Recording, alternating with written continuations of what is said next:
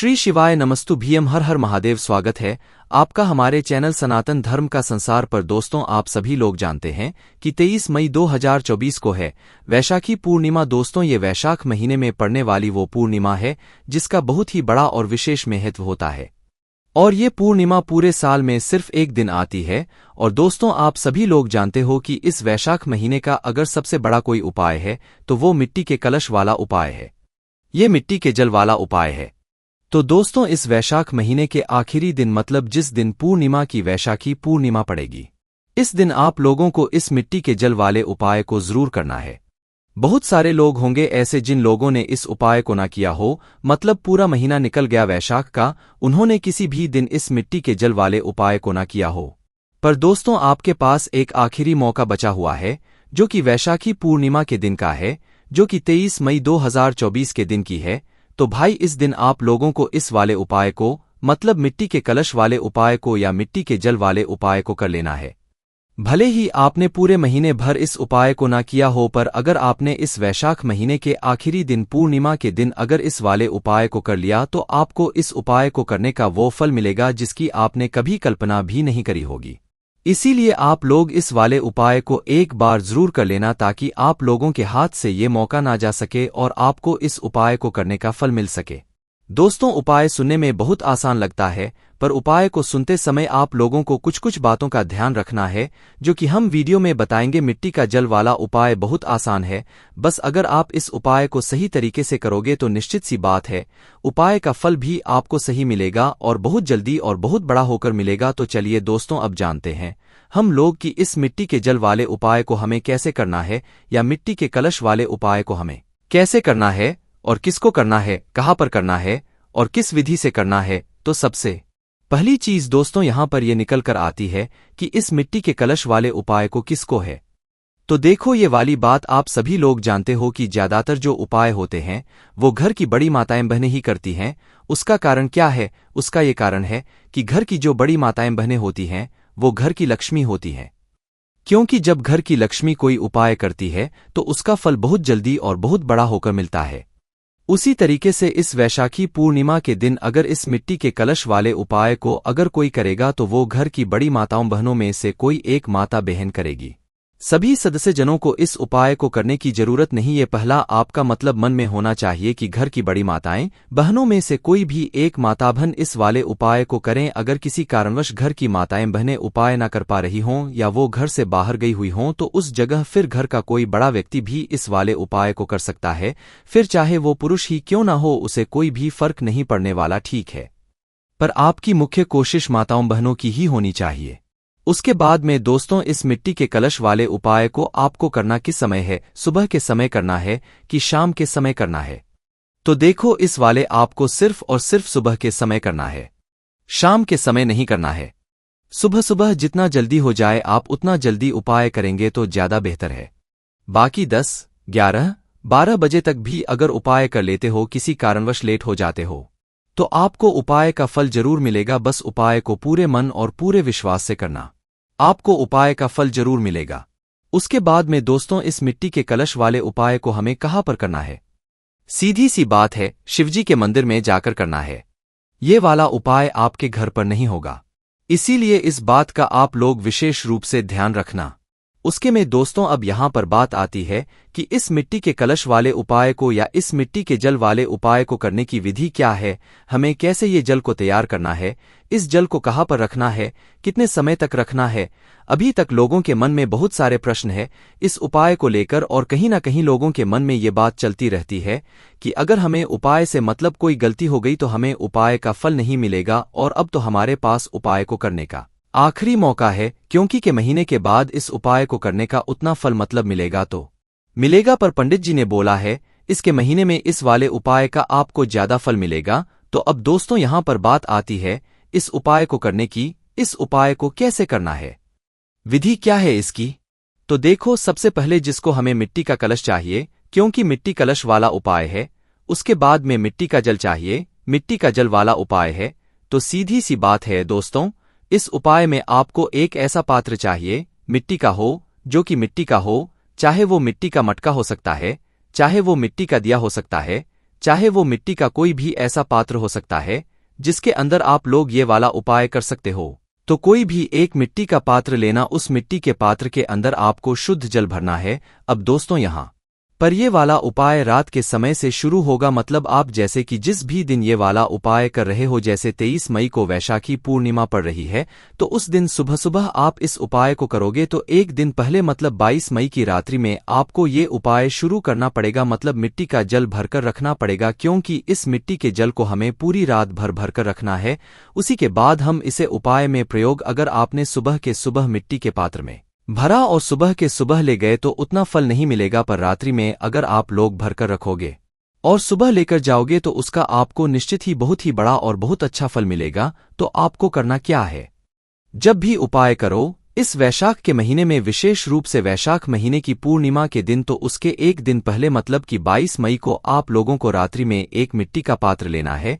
नहीं हो तो खरीद कर ला सकते हो, और अगर है तो पहले से भाई आप उसके अंदर शुद्ध जल भरो। शुद्ध जल भरना है, इस बात का शाम के समय भी भर सकते हो और रात्रि के समय भी भर सकते हो, ठीक है। बस ध्यान रखना कि 10 बजे से पहले आप लोग भर देना, और ज्यादा भी लेट हो जाए तो भी रात्रि को 12 बजे से पहले आप अपने उस मिट्टी के पात्र के अंदर जल भर देना। अब यहाँ पर यह सवाल भी आता है कितना जल भरना है, तो देखो प्रतिदिन आप 1 लोटा जल शिवजी के शिवलिंग के ऊपर चढ़ाने के लिए जाते होगे, तो उस लोटे के अंदर जितना आपका जल बन जाए उतना जल आप उस मिट्टी के पात्र के अंदर डाल लेना, ठीक है। ऐसा भी मत करना कि सिर्फ 1 कटोरी जल भर लिया, आपका 1 लोटा है जिससे आप शिवजी जल चढ़ाते हो, वह लोटा के अंदर जितना जल भरा जाए उतना जल आप उस मिट्टी के पात्र के अंदर डाल लो या मिट्टी के कलश के अंदर डाल लो, ठीक है। जैसे ही आप लोग इस जल को मिट्टी के कलश के अंदर डाल देते हो, आपका यहाँ पर आधा काम हो जाता है, ठीक है। अब इसको आपको छूना भी नहीं है, कुछ नहीं करना है। बहुत सारे लोग यहाँ पर एक गलती कर देते हैं कि वो इस कलश के अंदर हाथ डाल देते हैं या छू लेते हैं। तो भाई आप बाहर से तो छू सकते हो, जल को अंदर भी डाल सकते हो, पर उसके अंदर के पानी को छूना मत, उंगली डालकर मत छूना, और ना ही उसे खुला है ना। जैसे कि आपने इस मिट्टी के कलश को भरने के बाद इसको आपको रखना भी एक स्थान पर है, जो कि आपके घर का रसोई घर होगा, जहां पर आपका पीने का पानी रखा जाता है, पितरी का स्थान होता है। वहां पर जाकर आपको इस मिट्टी के पात्र को रखना है, मिट्टी के कलश को रखना है, और इसके अंदर उंगली नहीं डालना है।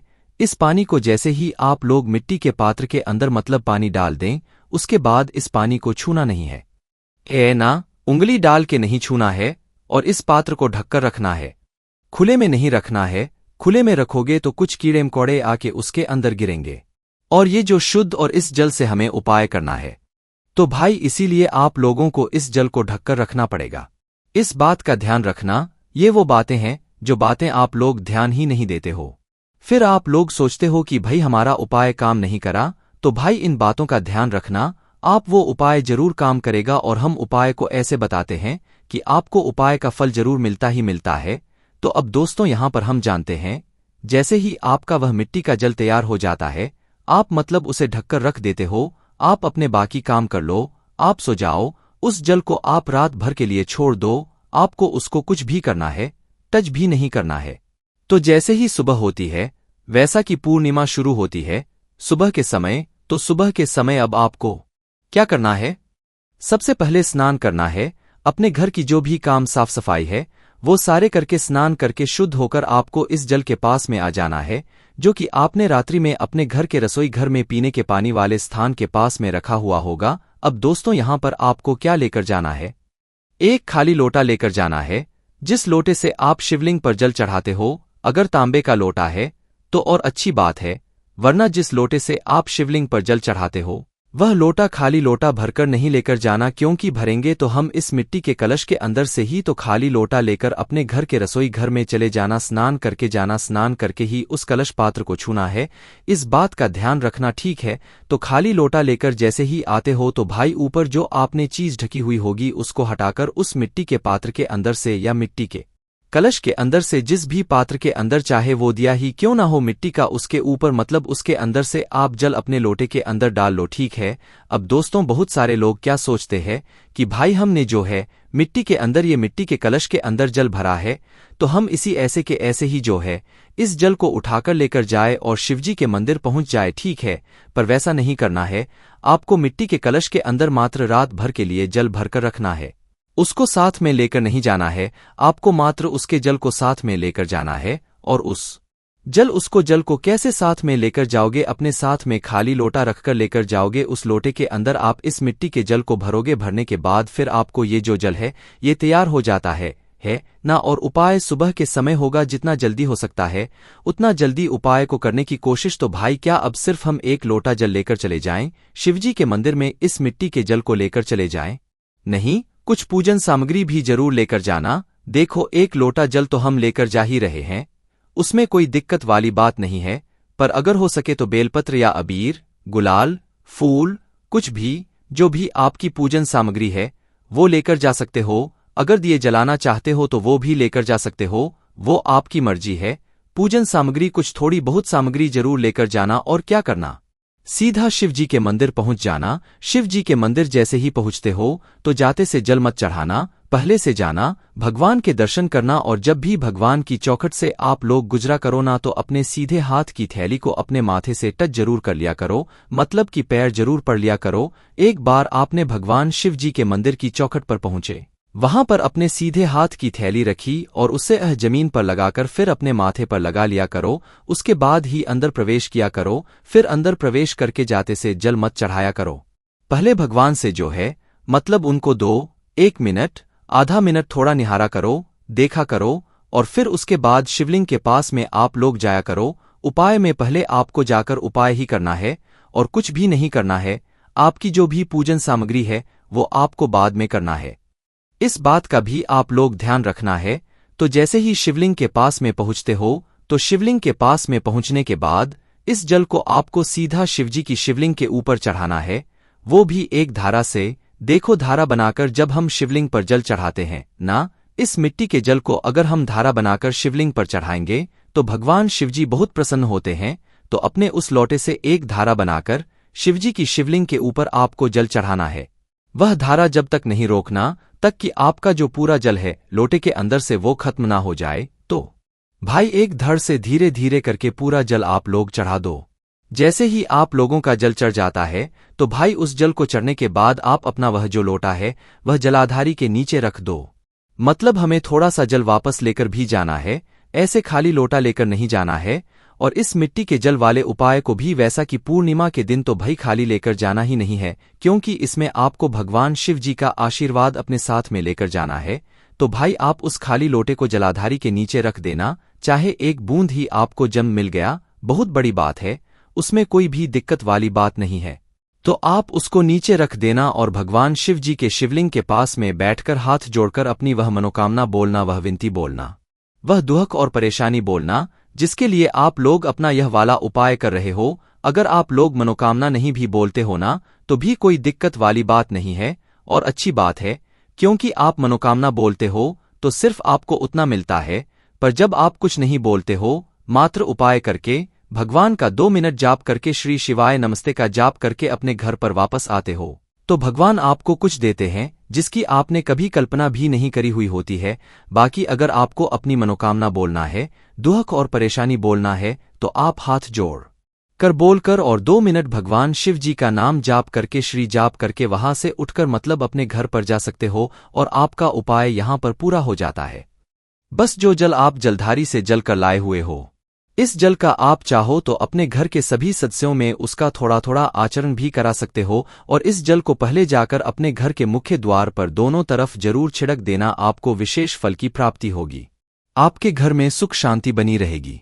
ये मिट्टी के जल वाला करने का आपके पास आखिरी मौका है जो कि वैशाखी पूर्णिमा का है। बस दोस्तों आपका यहाँ पर ये वाला उपाय पूरा हो जाता है। बाकी दोस्तों इस उपाय को करने में अगर आपको कोई भी दिक्कत समस्या आती है तो कमेंट करके पूछ सकते हैं। श्री शिवाय नमस्तु भीम, हर हर महादेव।